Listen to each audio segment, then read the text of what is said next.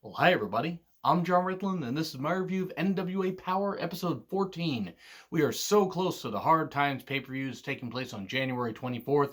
I want to mention really quickly, if you've missed me mention it in any of the more recent NWA Powerrr reviews I've done, I am going to have to watch that on delay. I do review WWE programming, AEW, and New Japan programming, and I'm going to be busy that day, so I will be reviewing Hard Times later on Friday. But I definitely am very excited for it, setting up the TV title tournament.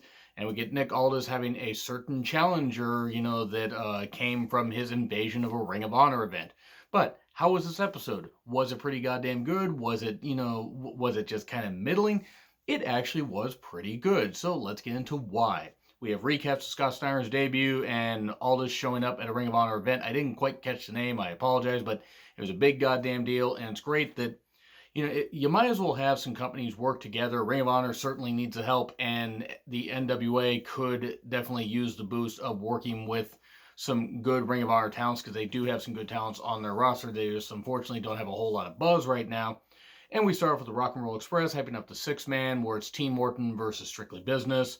They put over the fans, saying, it was all about the fans. We would be happy to be number two because we put our bodies on the line, but you fans gave us the strength, all that. And Ricky Morton mentions if his team wins, he earns a shot at the 10 pounds of gold. Good promo. Fiery. It's also amazing that the Rock and Roll Express are still so goddamn over in 2020 and have been wrestling a ton, in the last few years. I mean, not that the Rock and Roll Express aren't still really good. It's just amazing to see just how great they are even at this age. And the fact they've been wrestling for so goddamn long. Imagine if they're still wrestling into their 70s. They won't be, but this is a nice little way to just cap off their career with getting to show a new batch of fans just how great they actually are. Then we get the TV title tournament field. Block A is going to be Tim Storm versus one of the Dawsons. We get to find out later is Zane Dawson. Ricky Starks against somebody that's in an open spot. We don't know who it is yet. Zicky Dice against the same. He's going to face some person in an open spot. And then question mark versus, I didn't catch who the last two were. I apologize for that. I was too busy writing some stuff down. So question mark faces the winner of somebody next week.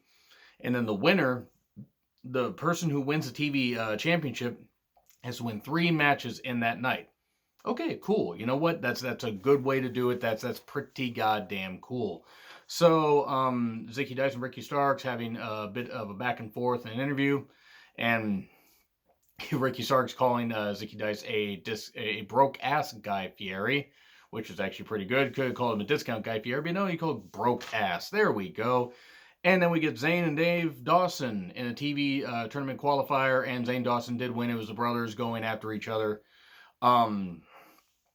Zane does end up winning. Sometimes I got a little confused telling them apart, which is weird because one has hair, one doesn't, and one had a cast, and he used that cast, got the victory. So good, okay, that's fine. The Dawson brothers are still going to team up because we're not going to get Zane Dawson beating Tim Storm. It's not going to happen. Tim Storm's at least winning one match here. He's probably going to get to the finals. So, cool. All right, we get that. We get a video package with Colt Cabana and Ken Anderson. Anderson talking about the friendship, all that. Let's see what happens there. Anderson feeling his head's in the game. This is based on the fact that Ken Anderson got his team disqualified the previous week. Colt Cabana was all upset, but it's like, I know Ken's a good guy. I've known him for 20 years. They're going to eventually end up feuding. I mean, let's be perfectly honest about that. We're going to see either a championship involved, or we're going to see Colt Cabana possibly get the victory over Ken Anderson, but they're splitting up very soon. They might go for the tag titles, and then Anderson will snap, because Anderson's going to have to be the heel there. We then get Ashley Vox versus Melina. Nice exchanges. Vox would not quit. She kept trying to, get back at Melina, because Ashley has been the target of many of Melina's actions, especially from her team. Thunder Rosa and Marty Bell were not there this week. Thunder Rosa actually put up some stuff on her YouTube page about, she put up a vlog about her going to Japan, and it's really great to see her wrestling in Japan. But anyway, they were not there, so Melina does end up beating her, gets her kind of in a DDT, a reverse DDT, and then, drops the leg on her, 1, 2, 3. Melina has not looked very good in the ring, and I know that is, that's a given, especially since she has not wrestled consistently for a while. but it's pretty obvious that this is going to be the last hurrah of her being on a big stage. It wasn't awful, but it wasn't great. Credit to Ashley Vox. She didn't quit, but she did get beat. Melina then talks about challenging Allison Kay, says, oh, I'm going to face her next week, this kind of stuff, but I want to say it to her face. But actually, since she's not here, all you fans can be witness. And then Allison Kay comes out and says, okay, hey, you want to say it to my face? Let's go right now. Let's have that. Melina's like, are you deaf? I said next week. So they're going to have the title match next week. If Allison Kay somehow manages to, and I did not read the spoilers, please do not post them here. But if Allison Kay somehow managed to lose to Melina, that would not be a very good move for the NWA Women's Championship. But we'll see what happens next week. We then get Nick Aldis footage where he shows up at a Ring of Honor event, calls out Marty Scurll, says, oh, Marty Scurll, by the way, signed a new deal with Ring of Honor where he's going to be either the head booker or one of the head bookers. I'm not exactly sure, but he got an offer he couldn't refuse. And they're still building up on all this. That match is probably going to be happening at the Crockett Cup, but a few people confronted Aldis after he had run into the ring and then was cutting a promo with the announcers. Among them, Brody King and Flip Gordon. I've seen Brody King a few times. That's, he's great. I wouldn't mind seeing him tangle with Aldis at some point. But Flip Gordon, it's like, hey, Aldis is like, I'm upset. I'm upset that you would even think that you deserve to be anywhere near me. So how about you face me at hard times? That's what's going to happen. And then we get Pope D'Angelo De Niro talking about opportunity while Kingston and Homicide are just there until he puts them over saying, hey, why don't Stevenson ? Come out? Like, these guys are a really good tag team and they don't need a manager, but Pope decides to be their manager and their advisor and just be there at ringside while Aaron Stevens and the ? Come out. And the focus on this was Homicide's shoulder. Homicide got his shoulder beat up eventually after Stevens got rocked for a bit. And then his shoulder came into play after things broke down, the Mongrovian chop. And then Stevens gets a victory over Homicide. Homicide favoring his shoulder. Pope gets in there, looks at him, kind of scoffs, and leaves. A bit odd, but whatever. Pope is like, hey, I put you guys over and you guys couldn't get the job done. Well, maybe you guys aren't the team I thought you were. That's at least the interpretation I got. And then we get an Austin Idol promo. He's a professional wrestling psychologist. Whatever. We then get Strictly Business promo out. Scott Steiner talking and getting bleeped a lot. No shock there.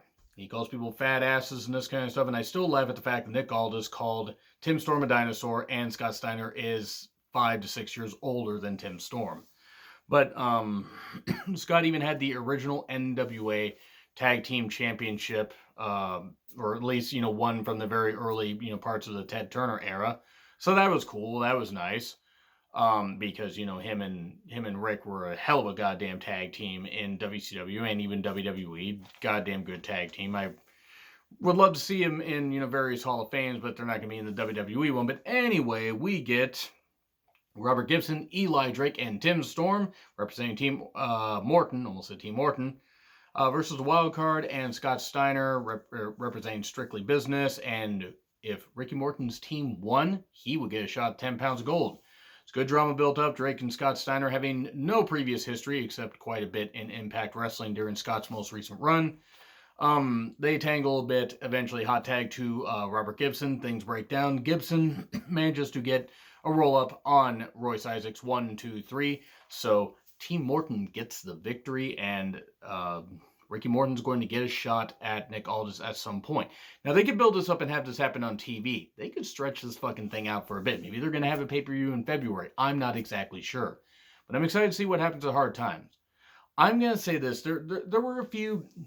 Nothing was particularly bad on this. This was a little weaker in parts, because that's the problem with a lot of episodic, studio television. Sometimes you can have some episodes where some things don't quite work. However, enough of this did work. It had a nice flow to it. I'm still going to give it a B-, but it was a solid show. It is a very enjoyable show. I recommend you guys check it out.